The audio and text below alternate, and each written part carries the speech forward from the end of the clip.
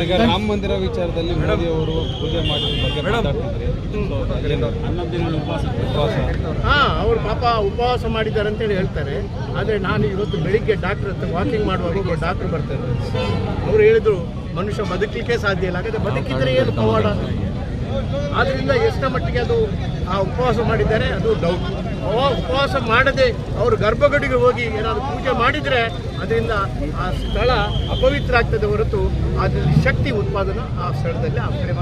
Sir, ಈಗ BJP ಒಂದು ರೀತಿ ಅಯೋಧ್ಯೆ ರಾಮ ಮಂದಿರವನ್ನು ಪ್ರಾಂಗ್ ಮಾಡ್ಕೊಂಡ್ಬಿಟ್ಟಿಲ್ಲ ಅನ್ನೋ ರೀತಿ ಚರ್ಚೆ ಆಗ್ತದೆ. ಇಲ್ಲಿವರೆಗೆ ಅಯೋಧ್ಯೆಯಲ್ಲಿ ರಾಮ ಮಂದಿರ ಸ್ಥಾಪನೆ ಮಾಡ್ತೇವೆ ಅಂತೇಳಿ ಹೇಳಿದ್ರು. ಅದು ಹೇಳ್ತಾ ಒಂದು 25 ವರ್ಷಗಳ ಕಾಲ ಬೇರೆ ಬೇರೆ ರಾಜ್ಯದಲ್ಲಿ ರಾಷ್ಟ್ರದಲ್ಲಿ ಅಧಿಕಾರ ಮಾಡಿದೆ. ಈಗ ರಾಮ ಮಂದಿರ ಆಯಿತು. ಇನ್ನು ಮುಂದೆ ಏನಿದೆ? ಇನ್ನು ಮುಂದೆ ಅವರ ಮುಂದೆ ಯಾವ ರೀತಿಯಾದಂಥ ಇಶ್ಯೂ ಇರುವುದಿಲ್ಲ. ಇನ್ನು ರಾಮ ಮಂದಿರ ಮಾಡ್ತೇವೆ ಅಂತ ಹೇಳಲಿಕ್ಕೂ ಆಗುತ್ತೆ. ಸರಿ ಸರ್, ಥ್ಯಾಂಕ್ ಯು